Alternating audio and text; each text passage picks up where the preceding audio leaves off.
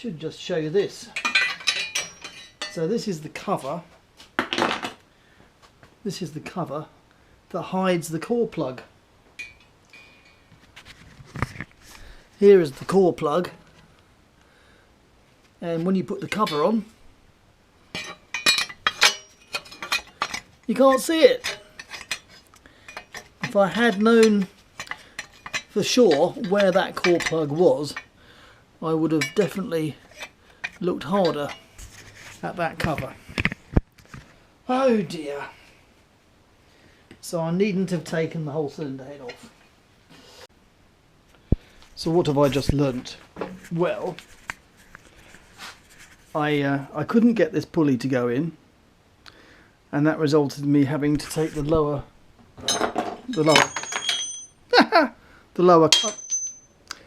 cover off and dropping all the bolts on the floor.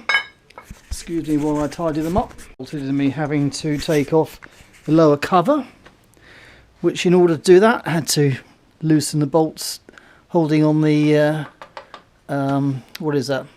The alternator belt tensioning bracket and the alternator itself to loosen this bracket.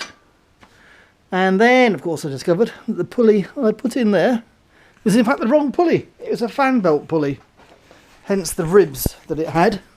Whereas this is obviously a cam pulley, which is not only not ribbed, it's also smaller.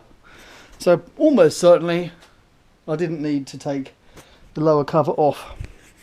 However, since I have, I'm going to leave it off for the time being. A bit of improved lighting here. Yeah, so this is the cam pulley, not the fan belt pulley. Down here is indeed the crankshaft pulley, and I'm leaving that belt in place for the moment. I don't want to have to take, it wouldn't be that much bother to take the crankshaft pulley off, but anyway, I don't want to. And behind here is the core plug that was causing all the problems. Even now you can see traces of the antifreeze residue that was nothing to do with the cylinder head gasket, but everything to do with the core plug that was disintegrating. So I'm now well on the way of putting the thing back together again, having done the cylinder head. And the next question was, which is the exhaust camshaft and which is the inlet camshaft? And the inlet is quite easily identifiable actually, because it's got this lump on it just here. Can you see that? Here it is, a lump on it that goes for the cam position sensor just there. So I'm leaving the belt in position. The inlet camshaft is in position. I'll get the exhaust camshaft on. Now I did mark both of these camshaft sprockets with a piece of white paint, and they line up with these marks which you, I hope, can see on the belt itself. So let's see if I can. It's going to be a bit of a tight fit, I think. Let's get the inlet cam in position and see if I can get the exhaust cam in position at the same time.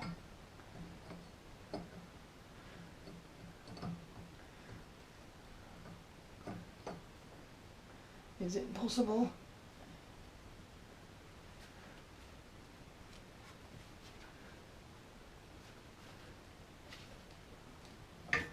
Oh.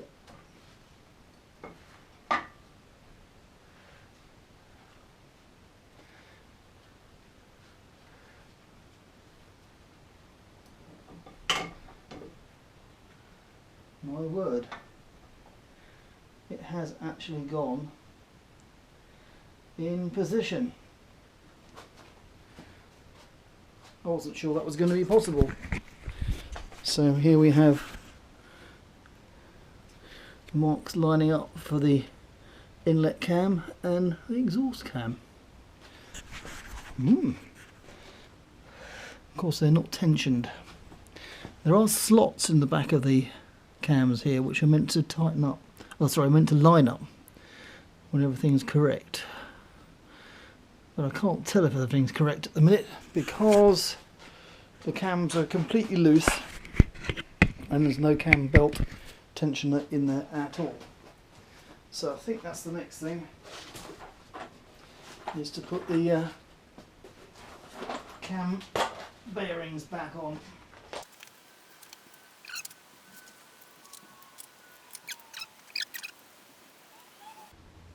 Now what's the worst situation that can happen?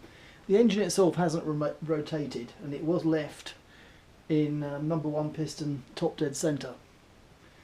So the worst that can happen is that the belt has moved round a bit on the crankshaft sprocket, and let's hope that's not happened. But one thing at a time. Let's do that. Not too much of a cheat, sort of.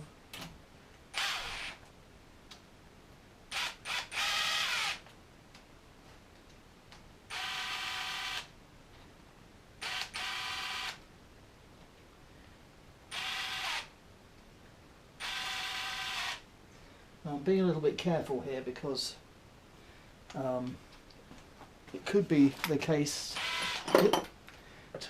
It could be the case that the valves could be open, so that the act of screwing this down could be opening a valve. Doesn't appear to be so far.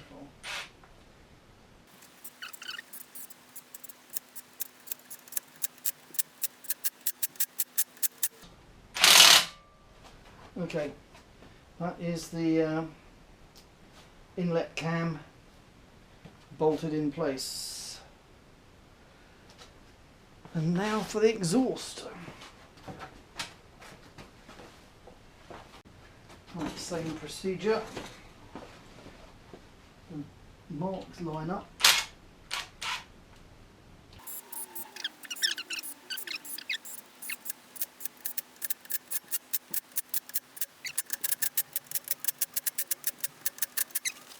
So that's both cams bolted down.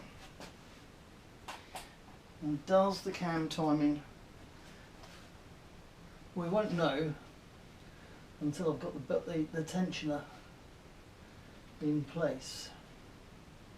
There is the cam tensioner. The exhaust cam, sorry, the inlet cam has moved round very slightly. I'll see if I can turn it. Okay. It tried to jump a tooth just then, but my marks are still in place. And my centre marks, now I've rotated that very slightly, my centre marks pretty much in line, but more importantly is the marks here. So, by turning the cam now, I think I have created a little bit of slack, which is what I need to get the tensioner on. Okay, so if I can put some, there we go.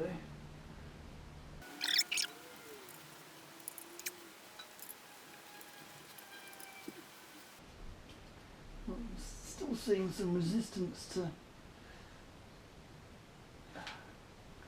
going in, probably because there's too much slack up here. So let's get that.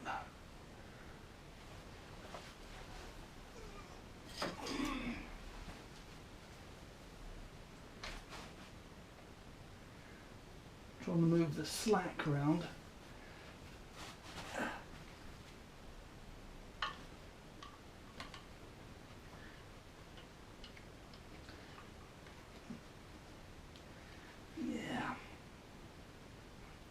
So at this point, it's no different from normal cam belt change.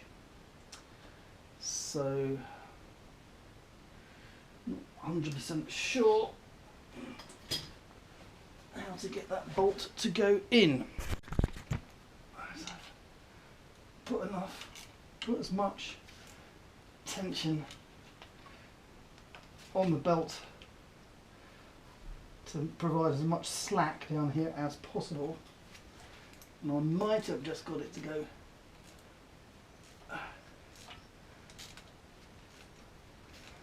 so this is the tensioner going in with zero tension on it, just getting into its basic position.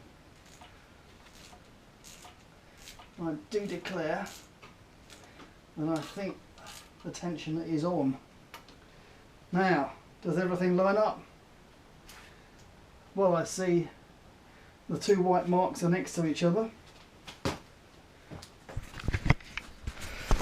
I also see that these marks are lined up.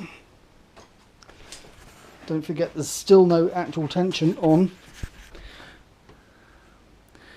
There is some misalignment here, but again there's no tension.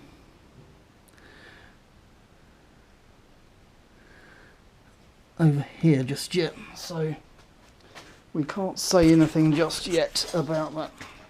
So I need to put a Allen key in there.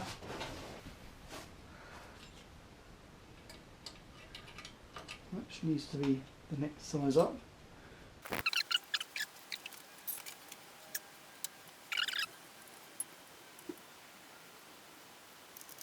Now I know you have to line these two pointers up. Okay, I think I see what I was doing wrong now. I had these pointers as the pointer with a pointy end and this other thing that it's supposed to line up with, but they were freely rotating around the centre of the pulley, and what I've realised is that the tag on that needs to go into this hole, and then the pointer there needs to line up. So that makes more sense. So I'm achieving lining up with gentle adjustment of the adjuster thing here. So I just need to tighten it.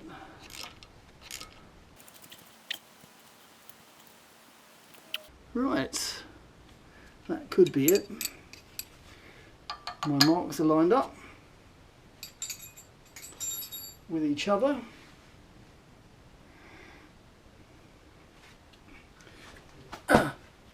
My pulleys are lined up with the marks as well, and I have not undone the centre pulley sprocket bolt here. Have not done that. I've avoided that stage, hopefully avoiding thereby some problems. We'll see. I'm pretty confident about this actually, because the other mark, which you have to use a special tool to line that slot up with that slot, they look pretty lined up to me, and considering that we can only be talking about a whole tooth error at this point, I'm pretty confident that that's that,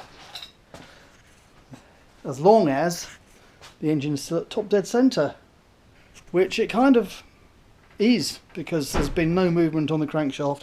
I haven't touched the crankshaft pulley.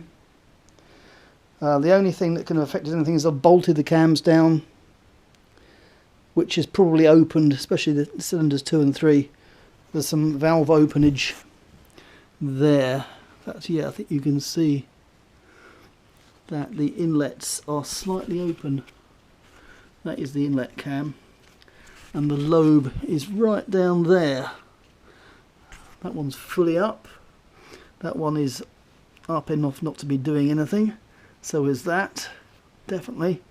And on the exhaust side, that's open enough not to be doing anything. That's fully up. That is pretty fully, yeah. It might be a little bit open. and that is definitely fully up on number 4. So I think we're okay. I think this cam is timed in, as long as the engine didn't move by 1 tooth. Now, I could check that with the old screwdriver down the spark plug hole test, which I better do, to be honest, just in case. Right, I'll just check the torque on the cam bearings.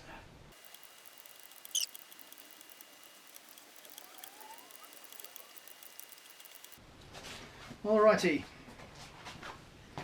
so I'm just doing a final check, taking number 1 spark plug out and putting my patent top dead centre detection probe in place. This is my mark, and I shall make sure the car's in gear. Right, 4th. Alright, so I shall just move the engine first backwards. That's this mark we're looking at. Does it go down?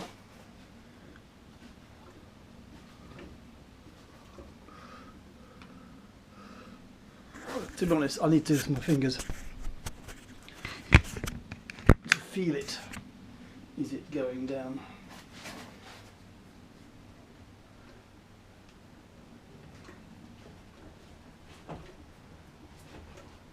That's going down. And then forward, back to where, and it's going down again. Yeah, well that's basically it. So yeah, I can't show you visually. What I can do is I can grip the screwdriver, I can feel when it goes down, and it was going down. So basically that's that. The two, because I haven't loosened these pulleys, these 2 marks can only be a whole tooth out. That's quite a lot actually.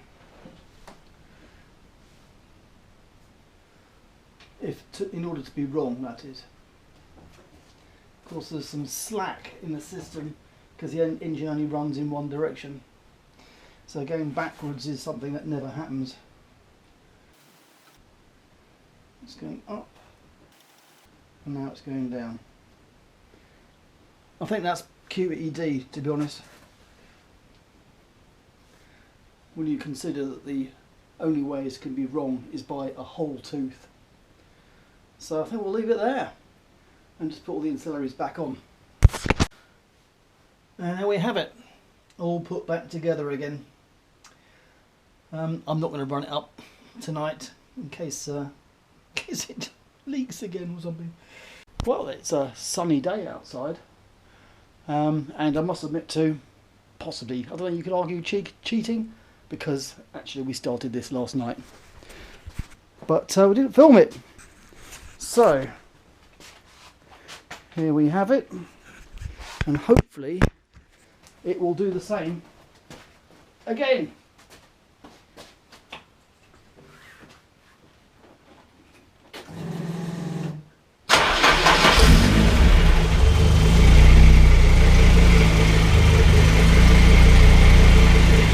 Well, that's quite good. So it looks like I managed to get the cam belt back in the right place. We did actually have a short period where we were uncertain what was going on because it was seeming to run on 3 cylinders, but actually that turned out to be one of these spark plug leads wasn't pushed fully down, so it's actually fine, and it doesn't leak, and that's even better. So I'll just leave that running for a little while. Got a slightly squeaky fan though.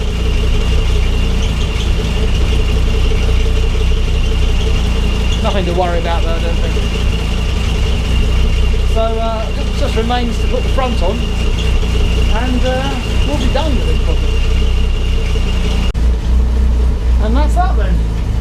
Front back on. Probably need to do some work on the paint, but yeah, this sub project is finished.